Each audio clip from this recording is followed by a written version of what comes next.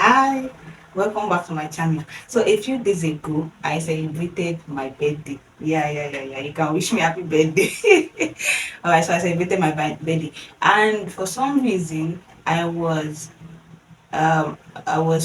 pissed off at some of my friends that they didn't reach out on time and all that.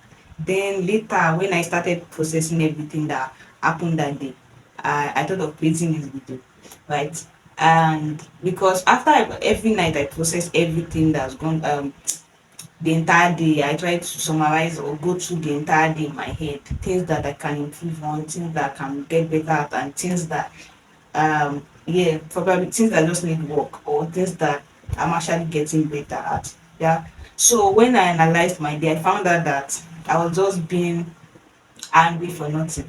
Right. Okay, so one of my friends didn't reach out to wish me happy birthday on time, and I was pissed off that why is he not messaging me on time and all that. But at night, when I was processing everything or analyzing everything, I found out that this guy is busy, right? I can't compare. Okay. For context, we've been friends for like since 2011 in school. That's 2017. So we've been friends since 7 years ago, right? And this is 2024. 7 years later, we are not in the same space. We are not in the same workspace. We're not in the same location. Though we're in the same city, but this city is quite big. We don't see every day and all that. So there's a lot of things that have happened between 2017 and 2024. So like I'm not supposed to be expecting him to call me as early as he would when he was less busy. Right. So that was why I said, you know what, let me talk about this. Sometimes I think that we do have unrealistic expectations of our friendships and all that. So how do we navigate friendships, right? Friendship is a beautiful thing because like it keeps us going and it just adds spice to our life and all that. So yeah, I've always been a strong believer of friendships, being a good friend yourself and having good friends. I think that life is boring if you don't have enough friends or if you don't have friends around you. I don't think aside family, right, friends are also important. So how do you navigate friendships? So I will use myself as an example, right? So my friends, right, most of my friends right now, we started our friendships when I was in 100 level, 200 level. Right? I have new friends now, but many of my friends right now, they are from university, right? So let's say I gained admission in 2016, and then most of my friends, I started my friendships. My other level was just very, I was a low ranger in 100 level, right? So in 200 level, I got friends, and we're reading together, gisting together and all that, right? So, but we graduated together, right? We went to serve. We went for our youth service. In Nigeria, it's called youth service, where after graduation for a year, you have to serve your fatherland, you have to serve the country mandatorily, and they can throw you to any part of the country, right? To different states in the country, right? So immediately we graduated, our friendship took a different turn because we're no longer in the same space, right? We're no longer in the same space. We're no longer studying the same course. Most of us were classmates. We're no longer in the same course. We no longer had things in common in that sense, right? But we still had values and beliefs that we still jointly share. But we no longer share the same lecturer, the same courses and all that. So that dynamic had to come into play, that we now started having long distance friendships, right? I know you probably know that word. The long distance people used to talk about is long distance relationship, but I really do believe in long distance friendships because that's what I've been practicing for years now, and that's worked for me because of course the world is a global village where you can always communicate with anybody at any time with your mobile phone, right?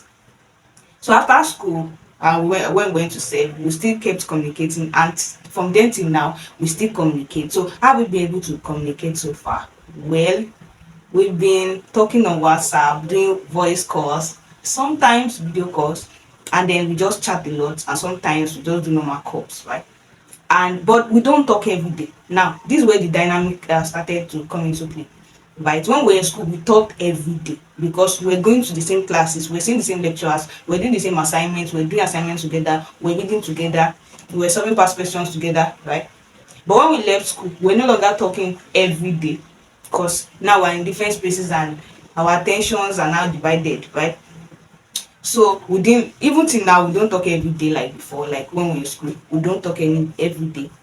Sometimes we go for like 3 weeks without talking, and then when we get on the call, like maybe twice a month or thereabouts, when we get on the call, we can talk for like an hour plus. And sometimes my sister will be like, "Why are you still on the phone?" Because she knows I don't talk that long on phone. But when I get on the call with any of these friends of mine, we can. So that call is always like catch up time, right? We're just trying to like summarize or talk about everything we missed in the past 3 weeks or 4 weeks or thereabouts, and we just talk, laugh over it, advise each other, sometimes pray together and all that, right? So all this, so do you see a shift now, like from talking every day to now talking once or twice every month? Now, has that affected the quality of our friendship? I wouldn't really say, because we still talk, we still have quality conversations, right? I have friends that we don't talk every, these friends of mine, we don't talk every day. But if any special thing or if any serious thing happens to me right now, I will call them. So it's just the consciousness that yes, I don't talk to you guys every day, but you are still important in my life. And I can always reach out to you at any time. See, and I'm sure that because of the investment I made or we both made in that friendship, that you can always come to for me.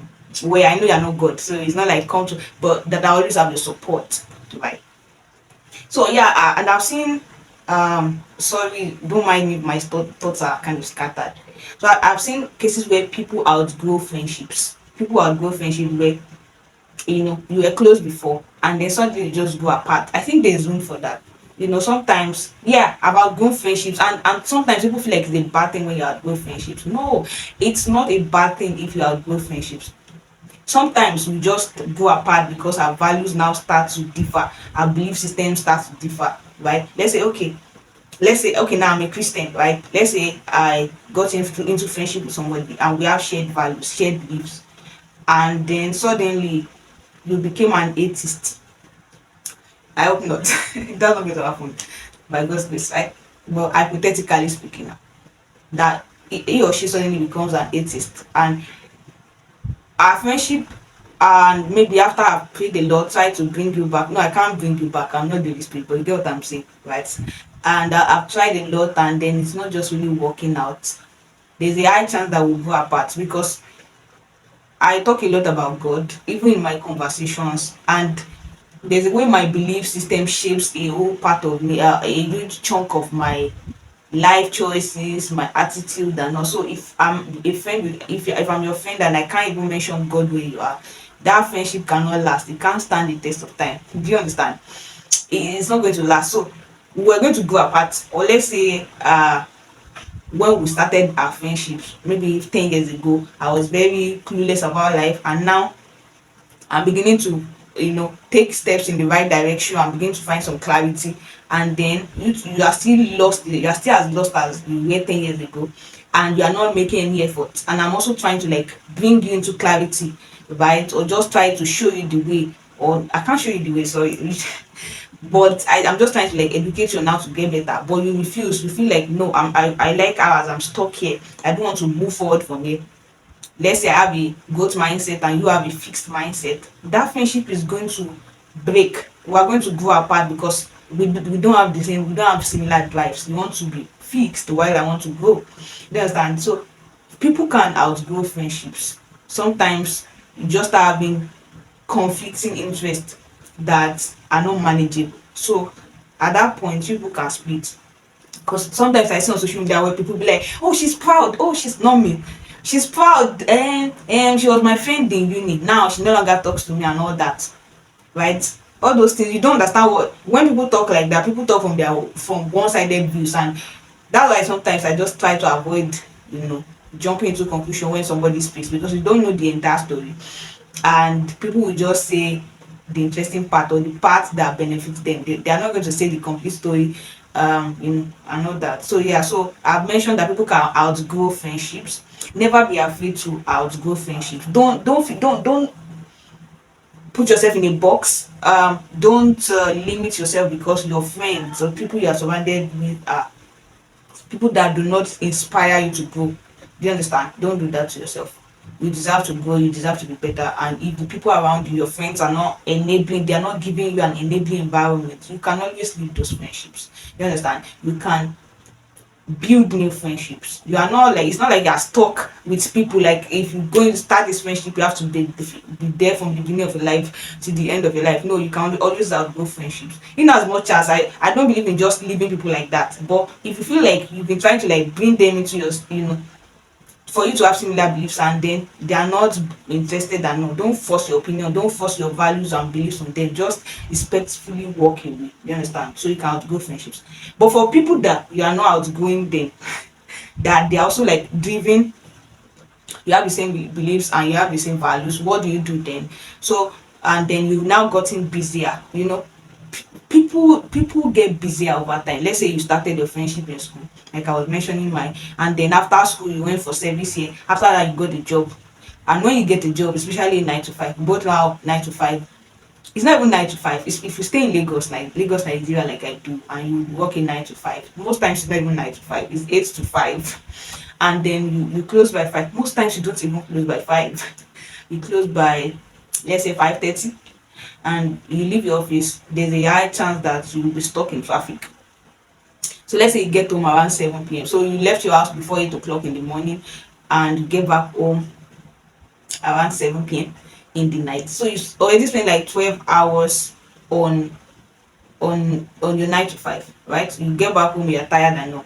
It takes more intentionality to now say, oh, I have a friend, I'm supposed to call my friend. You've gotten busier, you're not as free as you used to be, right? So how do we deal with that? How do we deal with the fact that we are no longer as free as we used to be? How can we still have time for our friendships, right?